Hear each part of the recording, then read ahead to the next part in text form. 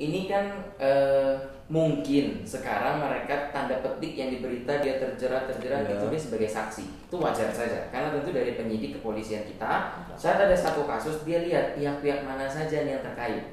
Oh, ini yang diduga pelaku, ini yang diduga saksi, ini yang diduga. Ingat ya, diduga ya, semua orang pasti akan jadi saksi terlebih.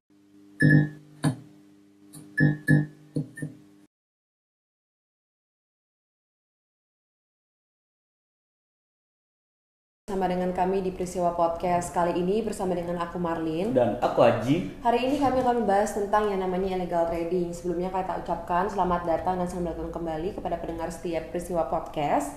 Nah, kali ini kita akan membahas tentang yang namanya illegal trading.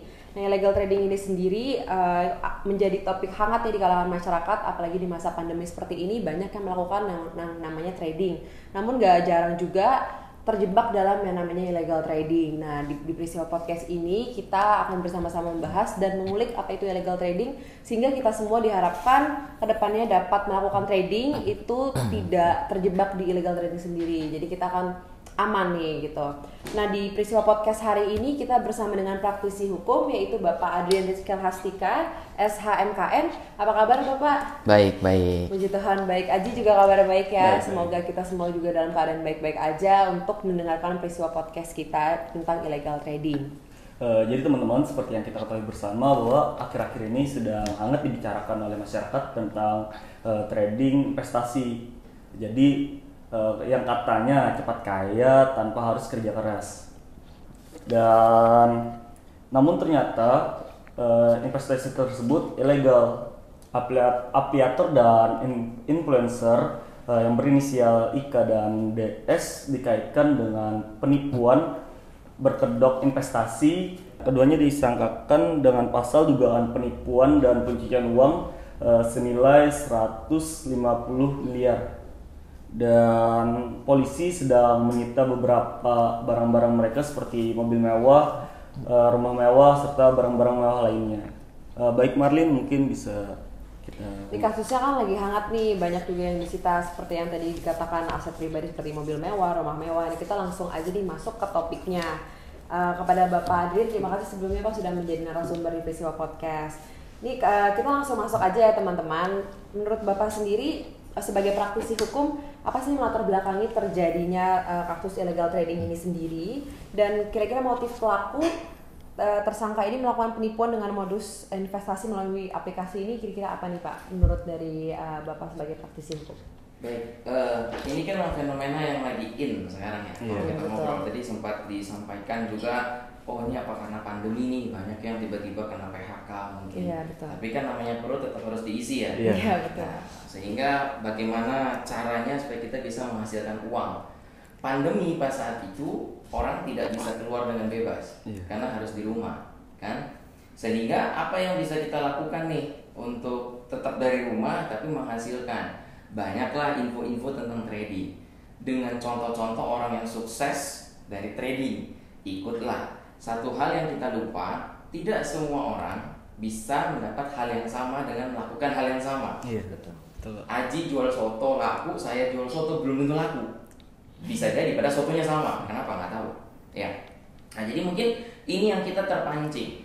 Sebenarnya ikut trading itu nggak salah, boleh-boleh saja. Dan memang ada orang yang kaya benar-benar dari trading, ada karena dia jeli lihat pasar, karena dia hoki, beruntung, nggak apa-apa. Nah, tapi ternyata ini dimanfaatkan oleh sebagian oknum karena banyak di antara kita masyarakat ini yang juga kita katakan greedy mungkin ya, maksudnya ingin cepat, dalam tanda petik rakus, kata kasarnya rakus, pengen instan. Nah, ini yang dimanfaatkan oleh sebagian oknum, akhirnya terjadilah bodong-bodongan tadi gitu kan. Sebenarnya mungkin ada yang bertanya juga nih, lu kenapa investasi itu kan boleh-boleh saja sebenarnya. Boleh kalau investasi beneran. Boleh. Investasi yang beneran itu kita hari ini beli saham A misalnya, ini contoh ya, saham A, toto besok dia turun atau toto besok dia naik. Itu karena pasar. Tapi yang terjadi ini, perkembangan sejauh ini ya yang kita ikutin di berita, itu kan arahnya adalah mereka memang menyeting sistemnya supaya orang yang masuk pasti kalah. Nah, ini kan berarti disetting. Penyetingan ini yang nggak sehat, begitu. Jadi karena settingan yang sudah jadi pelaku ini memperhatikan pasar orang-orang yang mau cepat kaya juga, dia mungkin kurang edukasi juga ya Pak, lebih kayaknya banyak juga korban ini kurang edukasi sendiri kan tentang illegal trading ini.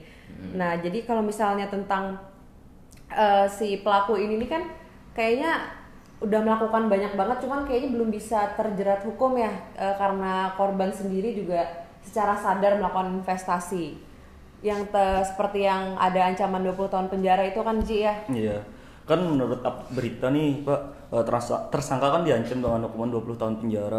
Itu bagaimana sih Pak proses hukum tindak pidananya, dan bagaimana cara keberlanjutan kasus pengembalian harta bagi orang-orang yang menerima uang dan menerima sejumlah harta aset dari tersangka tersebut Pak? Baik. Jadi begini, kalau kita lihat di berita, dia terancam 20 tahun penjara. Iya. Oke. Yang pertama, belum tentu putusan pengadilan seperti itu, belum tentu ya. Cuma pasal yang disangkakan tentu, karena yang 20 tahun ini setahu saya mungkin TPPU yang dia pakai kan, tindak pidana pencucian uang. Nah, yang jadi problemnya adalah uang-uang tadi yang dia kumpulkan secara tidak halal itu. Iya. Itu dia putarkan untuk aset-aset pribadi dia. Nah ini yang jadi problem untuk menyamarkan uang ini gitu kan. Nah itu memang ada pasalnya yang dengan ancaman maksimal mungkin ya 20 tahun itu yang disangkakan. Dan kalau itu memang divonis hakim demikian dan inkrah, demi hukum kita harus menghargai putusan itu. Yang bersangkutan itu dianggap bersalah, harta-hartanya nah tentu dalam putusan nanti akan disampaikan kemana hartanya, sejumlah berapa, dalam bentuk apa, terus dikemanakan setelah itu. Apakah itu akan dikembalikan ke pihak-pihak tertentu karena dianggap sebagai korban? Ya itu boleh-boleh saja, kita tunggu nanti hasil putusan. Meskipun agak-agak sulit nih, karena ini dalam hemat saya pribadi ya, ini dalam pribadi, saya tidak mewakili institusi manapun. Korban itu banyak sekali. Jadi kalau tiba-tiba semua mengaku saya korban, saya harus dapat bagian. Nah ini bagaimana kita cara menelisik? Oh ini benar korban nggak? Ini nggak? Itu sulit. Jadi sebenarnya agak rancu. Kayak tadi sempat disinggung oleh Marlene, mahasiswa hukum kita juga gitu ya. Jadi tentu jadi tahu tentang hukum. Investasi ini mana yang investasi beneran karena secara dia sadar nyetor, sama yang dia ditipu. Ini kan agak beririsan gitu loh. Karena secara investasi yang beneran ini, tindakan mereka kan sadar. Betul. Saya kalau ikut trading, saya sadar ngasih 10 juta, tentu besok hilang jadi minus. Loh, apakah saya terus bisa lapor? Pak, ini saya ditipu nih, ini saya rugi, balikin 10 juta saya. Nah ini kadang-kadang masyarakat kita, bukan masyarakat secara umum, maksudnya oknum masyarakat, ada beberapa yang kurang paham. Betul. Saat dia ikut investasi itu seharusnya dia siap untung, siap rugi. Saya ambil contoh, kalau tadi saya masukin 10 juta, tiba-tiba naik jadi 15 juta besoknya. Untung Bapak ya. Apakah saya lapor? Wah ini nggak wajar nih Pak, Pasti. tolong Pak diproses Pak, nggak wajar. Maksudnya ini uang saya beranaknya banyak banget. Tapi tiba-tiba rugi. Kalau rugi langsung lapor Pak ya. Lapor. Wah saya ditipu hilang 8 juta. Jadi kan jadi nggak balance dong. Kalau untung diam-diaman, kalau rugi keluar-keluar. Nah ini, tetapi saya tidak membenarkan tindakan yang penipuan ilegal tadi ya. Lagi-lagi membedakannya di mana? Transaksinya nggak salah, tradingnya nggak salah.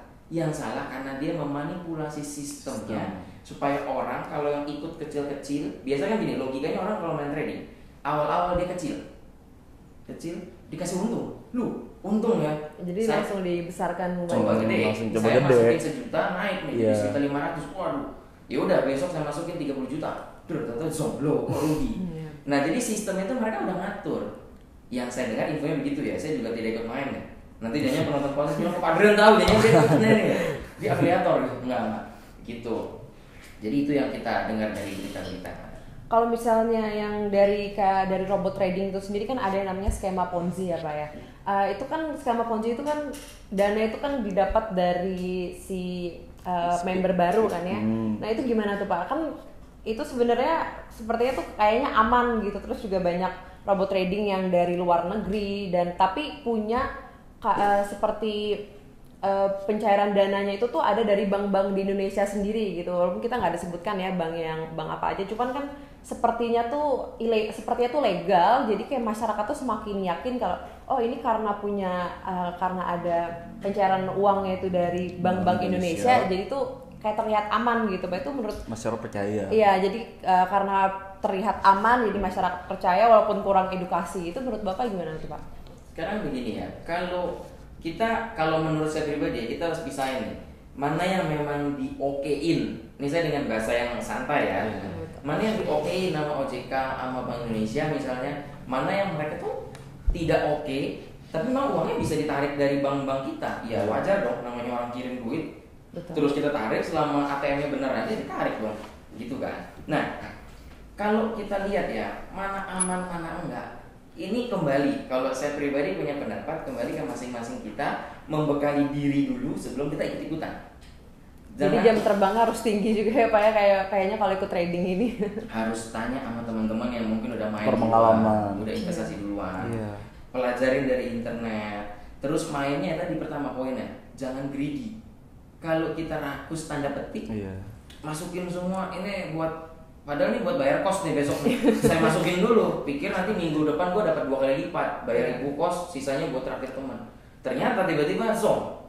Emang ibu kos pengen tahu gitu kan, Aji kamu lagi rugi trading ya, nggak usah bayar bulan ini, enggak lah, tetap. Nah, jadi poinnya di situ. Tapi kalau tadi pertanyaannya, gimana kita tahu aman sama enggaknya? Apakah negara pasti bisa jamin? Negara mencoba menjamin, tetapi negara itu bukan super kuasa juga yang bisa menutup segala macam, enggak. Karena era kita sekarang globalisasinya luas sekali. Semua bisa masuk dari internet, semua bisa masuk. Jadi teman-teman yang pertama poinnya, kalau memang ingin mencoba trading, ikutlah trading yang jangan sembarang di internet. Mungkin itu dulu yang pertama. Karena kalau di internet itu bebas, semua semua aplikasi bisa masuk. Kan? Nah, masuklah dari yang normal dulu. Ya datanglah ke bank-bank tertentu yang menyediakan untuk kita bisa bertrading. Nah, itu akan lebih aman ya, terutama kalau memang dia dilindungi OJK, sudah diawasi OJK misalnya.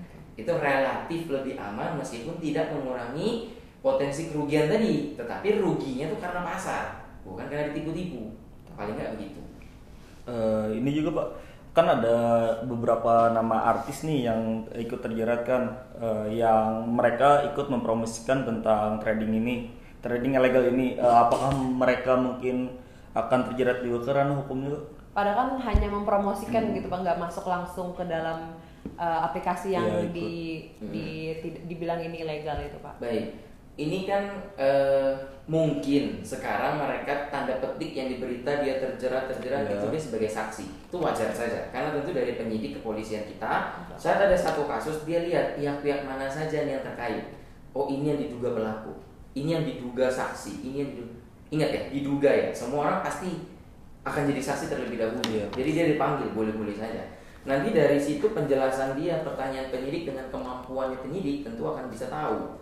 Oh, ini dia sebagai hanya iklan, karena kan dia seorang artis ya. Ngiklanin boleh-boleh saja loh. Kamu iklanin satu barang tertentu, satu makanan tertentu, ternyata tiba-tiba itu bikin diare misalnya. Apakah artisnya bisa ditangkap? Menurut saya enggak. Karena ini hubungan bisnis. Ya, dia sebagai iklan gitu ya. Nah jadi mungkin kalau ada artis yang sampai terjerat dan katakanlah nanti sampai kena pidana, mungkin karena bisa dibuktikan dia terlibat dengan sistem ini, dia tahu, dia ikut bermain, dia tahu itu ilegal apa ya, cuman dia kalau dapat untung jadi dia teruskan, cuman dia ngomongnya aja aku cuman mempromosikan. Iya, mungkin dia cuma bilang aku kan cuma promosi, ngomong ke netizen bisa seperti itu. Ngomong ke teman-teman penyidik mungkin awalnya seperti itu, tapi sekali lagi penyidik kita tuh orang-orang yang terpelajar. Jadi mereka tahu ini ngomongnya begini. Nanti pertanyaannya akan diatur bukan dia mau menjebak ya tidak. Memang itu skill dalam kepolisian. Nanti bisa ketahuan nggak sinkron nih.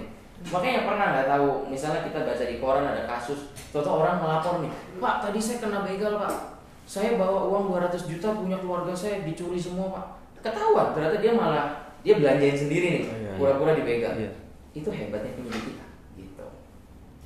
Jadi sebenarnya artis-artis ini sendiri juga kayaknya nggak begitu aman ya Pak ya, cuman karena berkedok mempromosikan, padahal juga dia juga mendapat untung kan, karena juga banyak yang kenapa dia dilaporkan, diduga karena dia mendapat keuntungan yang besar, walaupun sebenarnya kayaknya masyarakat juga belum tahu ya dia sebelumnya tuh mendapat kerugian atau untung aja gitu, cuman karena dia menjadi yang mempromosikan, sehingga jadi kayak sepertinya tuh banyak followers dia yang seperti merasa tertipu oleh iklan yang dia iklankan, padahal juga sebenarnya udah diperingatkan bahwa itu adalah ilegal Pak ya. Cuman kayaknya masyarakat Indonesia tuh masih literasinya masih kurang, edukasi tentang trading itu sendiri juga masih kurang gitu. Nah, kalau misalnya menurut Bapak nih, kira-kira selain tadi tradingnya di tempat-tempat yang langsung, itu kayaknya offline ya Bapak ya.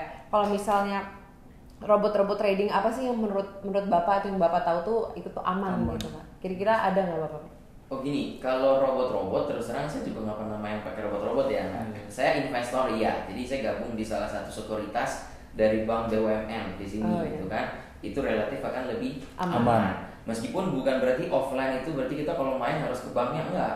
Kita tetap pakai aplikasi, tetapi aplikasi mereka ini kita yakin tidak lari, mereka tidak tipu-tipu karena mereka punya nama besar di sini. Itu. Nah, tapi kalau tadi ditanya robot apa, terus terang saya juga nggak tahu. Lagian kalau disebut jadi iklan nih gitu kan. Tapi enggak, karena jadi robot itu sebenarnya gini. Robot itu sendiri tidak salah ya, tidak salah. Tetapi itu sedikit banyak memupuk rasa greedy-nya kita. Kenapa? Karena kalau pakai robot itu kan kita jadi nggak main sendiri nih.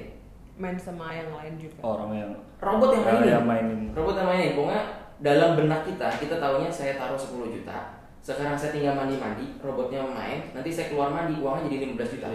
Itu dalam bayangan kita jadi join robot. Pernah nggak kamu join robot mikir nanti bakal rugi? Enggak kan? Pasti enggak dong. Gitu. Nah, ini yang dimanfaatkan oleh sebagian pihak. Sekali lagi, robotnya tidak salah selama robotnya memang benar ngitung dari pasar. Yang jadi salah adalah kalau robotnya memang disetting. Nah, disetting oleh sebagian oknum untuk merugikan kamu. Gitu. Jadi kembali poin yang paling penting adalah kita mengedukasi diri dulu. Mana? Terus yang kedua, jangan greedy. Jadi mainnya sedikit-sedikit aja. Gitu. Jadi kira-kira selain memupuk diri dengan edukasi tentang membaca atau menonton tentang trading itu sendiri, kira-kira apalagi nih Pak yang perlu masyarakat perhatikan gitu? Misalnya kayak mungkin juga kayak keuntungan-keuntungan yang ditawarkan mungkin kayaknya kurang kayak kurang make sense saja gitu. Langsung untung gitu. Menurut Bapak tuh apalagi tuh yang kita perhatikan dari yang ditawarkan oleh para orang-orang yang mau menawarkan tentang trading itu sendiri. Nah, kembali berarti kan kita kalau udah ngomong tentang trading online, tentang dugaan penipuan trading, itu ujung-ujungnya pasti garis besarnya adalah greedy tadi, kerakusan tadi. Tadi saya sependapat dengan Marlin. Sebenarnya kita tuh bisa tahu mana yang make sense, mana yang enggak. Kalau kamu lihat ya, deposito saja normal tuh bisa 2% sekian sampai 3% setahun. Kemarin kemarin ada bank baru nih. Saya ikut. Memang ada bank digital. Terus dia anak perusahaan dari bank besar di Indonesia. Dia karena cari nasabah baru mungkin ya. Jadi dia tawarkan 8% setahun. Deposito yang cukup gede. 8% setahun. Lah, kamu kalau ikut yang afiliator tawarin bisa 40%, 50% sebulan. Jadi itu kan udah nggak wajar sebenarnya sih, tapi nggak salah juga karena ada si A si B yang masuk dia hoki, boleh-boleh saja gitu. Nah, tetapi poinnya itu tadi berarti jangan terlalu greedy karena harusnya kita udah alert nih. Iya ya, kok nggak wajar ya, bahaya nih. Atau tabahin diri, gua bayar kos besok kok gitu kan. Uangnya kalau hilang pun masih tidak apa-apa. Kalau sampai untung hoki, kalau hilang ya sudah. Nah, itu tidak apa-apa, ikutlah gitu. Gitu ya. Karena sebenarnya gini, tindakan ikut trading sendiri itu kan tindakan yang tidak dilarang. Iya. Enggak ada. Sorry, kalau kamu jual obat-obatan terlarang, itu jelas salah. Tapi kalau trading itu tidak salah, hanya kamu tempatnya kemana nih? Tempatnya benar atau enggak? Gitu doang sebenarnya. Jadi sebenarnya membedakan orang-orang yang melakukan trading, yang mempromosikan ini agak-agak susah juga Pak, karena dari misalnya 100 orang tapi ada juga yang untung kayak jadi membuktikannya tuh agak susah juga sebenarnya Pak ya, karena nggak semuanya yang rugi. Tadi kata Bapak juga yang 40% keuntungan itu nggak semuanya juga yang rugi, cuma ada yang untung. Jadi kayaknya emang harus mengedukasi diri sendiri juga gitu ya teman-teman ya. Dan mereka yang mengikuti ini juga tanpa paksaan dan sadar kan, Iya, Pak? karena Sadar. itu jadinya agak sulit ya Pak ya. Iya, artinya sebenarnya gimana ya? Masukin duitnya itu tanpa dipaksa sih. Iya. Gitu, meskipun iklannya muncul terus ya, kita buka IG muncul. Tapi Jadi kalau dikaitkan dengan kasus penipuan tuh agak susah juga Pak ya, kalau misalnya belum banyak korban, misalnya cuma kayak satu orang ngelapor, yang lain bisa Ya. dibuktikan dia untung gitu. Yang untung kan diam. Iya, yang untung dia keluar. bener. iya, biasa untung kan. Iya. Soalnya kalau untung keluar kamu di Twitter sama Dirjen Pajak kan. Ah, iya. Langsung diperiksa di Langsung di kekayaannya. Twitter. Jadi kita bisa ambil pelajaran dari kasus ini. Kita tuh harus mengedukasi diri Pak ya, harus lebih banyak membaca, lebih banyak belajar dari orang lain gitu juga. Terus kayaknya tuh juga yang penting tuh jangan greedy Pak ya, seperti yang Iya. dibilang tadi. Kita juga harus realistis dengan keuntungan yang ditawarkan itu kira-kira make sense atau enggak tuh ya kan Ji ya. Dan mungkin Bapak bisa menyampaikan kepada masyarakat tentang terkait kasus illegal trading ini agar kedepannya kasus-kasus seperti ini tidak terulang lagi, Pak. Baik, mungkin yang bisa saya sampaikan ke teman-teman pendengar gitu ya, atau penonton yang mungkin yang ada di YouTube Iya. juga ya. Iya. Yang pertama tentu dari negara itu sudah memfasilitasi untuk menjaga dengan ada kasus ini diproses, itu kan akan mengurangi niat orang-orang lain, oknum-oknum lain yang ingin membuat penipuan serupa. Terus yang kedua tentu ini jadi pelajaran buat kita semua, buat masyarakat, bahwa jangan gampang tergiur untuk hal yang tidak wajar. Sekalipun kalau join hal yang tidak wajar, berarti harus siap kehilangan. Sebenarnya poinnya cuma itu, gitu sih yang bisa kita sampaikan. Karena kan era globalisasi semua bebas di sini, banyak masuk. Tadi sempat disinggung, bagaimana kalau itu dari luar negeri misalnya? Iya, kalau dari luar negeri bagaimana kita untuk mengawasi sebegitunya? Karena Tentu- sebenarnya di luar negeri itu juga bisa, di sana legal tapi di Indonesia Iya, ilegal. iya. Bisa jadi seperti itu. Jadi dari tangan negara sudah mencoba untuk sebaik mungkin menjaga, tapi juga ada respon kita bagaimana menjaga diri kita sendiri supaya kita tidak tertipu hal yang seperti ini. Begitu. Ya begitu teman-teman ya, semoga kita semua yang mendengar podcast atau yang nonton YouTube Peristiwa Podcast bisa teredukasi, dan semoga kita juga tidak terjebak nih di dalam illegal trading ini sendiri. Jadi kurang-kurangin yang namanya sikap rakus gitu-gitu ya. Dan harus tabah ya kalau misalnya kita mau trading tuh sudah siap rugi dan untung Karena gitu. itu Kalau pilihan. iya betul, kalau misalnya rugi ya puji Tuhan, kalau misalnya kita untung puji Tuhan, kalau misalnya rugi ya Itu ya kan sudah. terbaik gitu.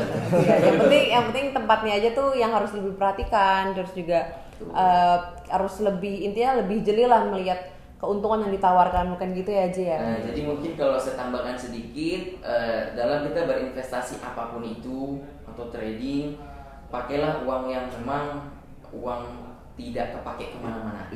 Gitu bahasanya, mungkin uang dingin kali ya, yang cuma ditaruh di bawah bantal. Ya udah deh, coba deh gitu. Tapi kalau uang untuk kebutuhan, bayar kuliah, bayar kos buat bulanan, jangan dipakai, bahaya. Uang-uang yang digunakan untuk kebutuhan mendesak Pak ya. Iya, jangan deh. Itu memang, atau kalau teman-teman mungkin yang belum sebegitu paham, kalau mau berinvestasi tidak salah. Belajar. Janganlah mainan trading dulu. Karena kalau trading itu kan cepet-cepetan. Beli Iya. ini untuk dijual besok. Cobalah yang investasi. Investasi itu apa? Udah, masukin, tinggal tidur. Udah. Nanti dia akan naik pelan. Cuma memang pelan sih.